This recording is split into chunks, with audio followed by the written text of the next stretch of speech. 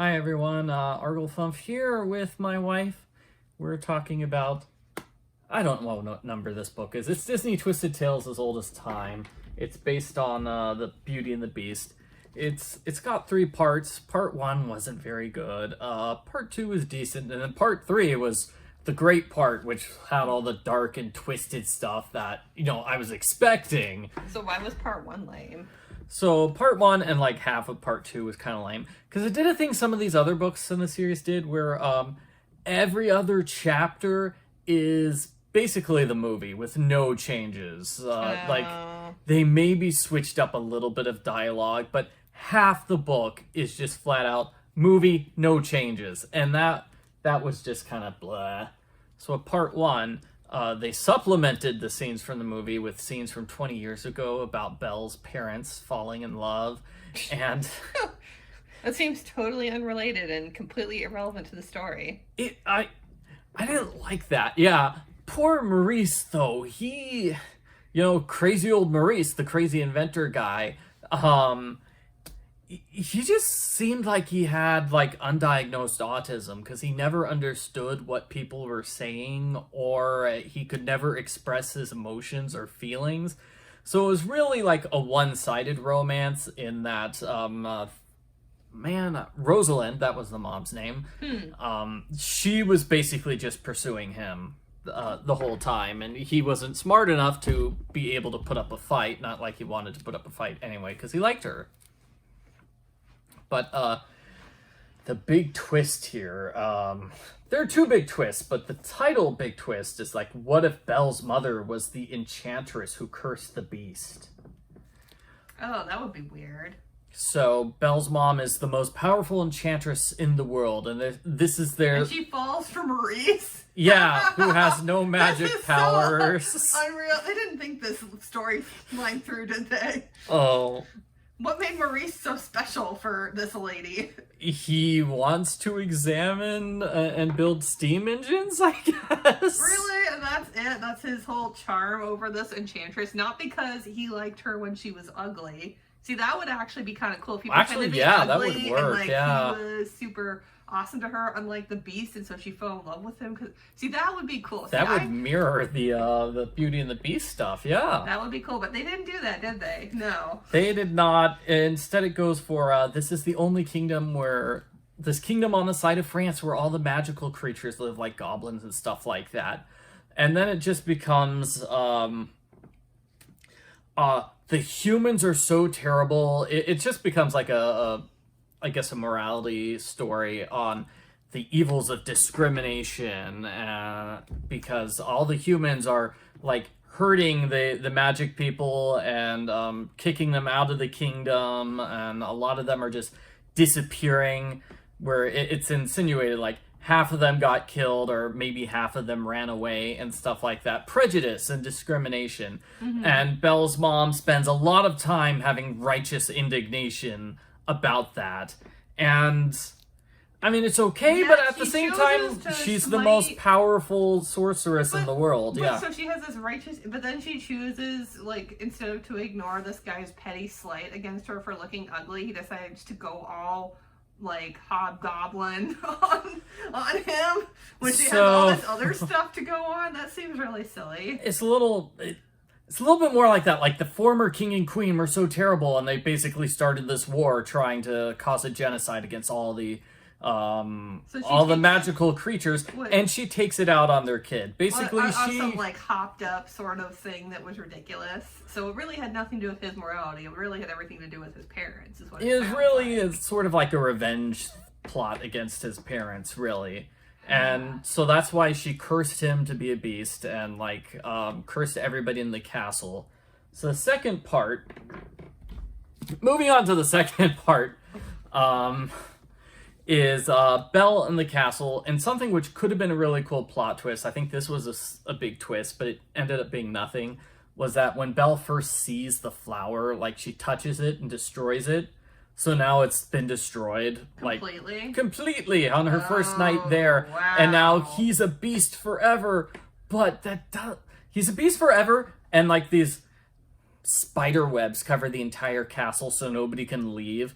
But that ends up being a fake out, because Beast leaves and re-enters the castle at least 3 times after the being trapped in the castle forever. That's Curse weird. comes in. Yeah. But I And thought then the curse also, was that like... the curse was that they'd be in their like magical forms forever, not they'd be trapped in the castle forever. That seems weird. No, and the curse ends up being, like... Another fake out is, like, the castle starts sinking into the ground like a foot, like it's going to be destroyed and erased from existence. Mm-hmm. But the one which really does come into play in the third part is all the people get, instead of being like stuck in their magical forms forever, they just morph into the form. So like, you know, Cogsworth turns into a clock and never turns back into a human again. Ooh, man. Yeah, and there's a pretty grim scene of Beast running through the castle, calling out for help and realizing nobody's alive anymore. It's just him. And that was in part 3, because like I said, part 3 is the dark, twisted one. But, so the fact that Beast is a beast, trapped as a beast forever, doesn't really change the story, because they still do the same things as the movies. They research in the library, and, you know, they go outside to the area where they're, you know, the pond and snowball stuff. So does and she then still a slightly, fall in love with him? Yeah, they still fall in love with each other and such. There is like a grim moment though when they explore like the stables and find the dead body of one of the characters from part 1, Mr. Potts. Oh my. Mrs. Potts' husband? Yeah, Mr. Potts. He apparently was helping smuggle people from inside. He was working inside the castle to smuggle all the magic people out. Mm-hmm. And somebody found out and murdered him. That's weird and illogical. Why would... Well, anyway, whatever. So, I guess, I'm forgetting what I was gonna say. Part 2, I guess, I don't know, let's move on to part 3 then. I forgot what cool point I had to say about part number 2. No, now I remember. Belle's personality in part 2 it's okay. A lot of the time she's Belle. I think the Beast was in character the whole time, and a lot of the time Belle's in character. But part 2... A lot of the time is pretty telling, so when was she not in character? She morphed into the same Sleeping Beauty character from the Sleeping Beauty book, where she just swears and shouts in all caps, pointing out all sorts of, like, plot details or plot problems with the original. It felt like I'm watching that Everything Wrong With guy who's always picking on every little point, every single movie. It's like, why would the enchantress put a curse on the Beast? You know, he was only 11 years old. That's so unfair. Okay, so like comic book guy from Simpsons kind of... Yeah, I don't know why I do that imitation, but yeah, because, you know, the curse ends when he's 20 years old. A lot like comic book guy from The Simpsons, if we're being honest with ourselves. Anyway... The curse ends when he's 21 years old, and it's been going on for 10 years. Therefore, he was 11 years old when he was cursed, and the entire kingdom was cursed. And it's really unfair for everybody in the kingdom to be cursed along with him. And it's like, yeah, I agree with that. A sixth grader couldn't... Basically, he was 11, yeah. I mean, he could have been a 5th grader, too. He could have been. He was probably at the age where he still thinks girls are yucky and doesn't like talking to them, and that's why he didn't want to invite the enchantress inside for his special coronation party. I got a question for you, Michael. Are you smarter than a 5th grader? Oh, no. Oh, no, that's a no. I mean, 5th grade Michael, I don't know if well, I was never a prince. Anyway... So part 3... Also, a specific complaint, which also showed up in the Sleeping Beauty one, too, is she complains nobody was around to help her when she got her first period. That's a weird, awkward thing to talk about with a guy that you're kind of interested in. Yeah, so, I mean, Belle mentions that in this book. That's why she's mad that her mom basically cursed the kingdom and then disappeared. Because no one could help her when she started menstruating. Well, there are a lot of other reasons, but that was on her list of reasons why she was mad, and Sleeping Beauty made the exact same complaint about being abandoned by her parents and left with fairies. So it makes me worried about the author. I sure hope she didn't have an unfortunate time with her first period if she's mentioning it twice in two separate books. Trying to be new wave feminism and just coming off as like whiny and creepy. I don't know, but part 3 is the good part too. It's the good part where Belle goes back into town and she's captured. She goes back into town to save her father, who's been sent into the insane asylum, and Monsieur Dark basically captures her and tortures her, like legit tortures her.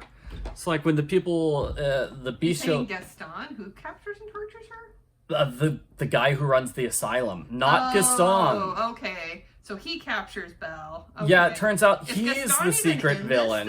Gaston is once. in this. He's in this. I'll talk about Gaston in a bit, but yeah, really the big bad is Monsieur Dark, who runs the asylum. He's the villain, and basically he captured Belle's mother 10 years ago and has been torturing her for 10 years, experimenting on her, like brain experiments. Like it sounds like it's cutting her head open and messing around with it to try to get rid of all the magic power out of her body. And he's been doing it with all the other, with a bunch of other magic people trapped in his secret basement. That's pretty awful. Okay. And yeah, so Belle's taken to this torturous, insane asylum, and like the people there threaten to beat her until so Gaston won, until she urinates, and it's like that was really dark.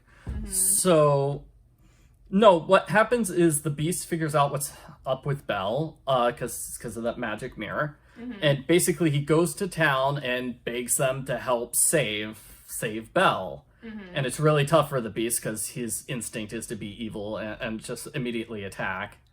And so what Gaston gets the kill scene. He gets to kill Monsieur Dark with a machete in front of everybody else.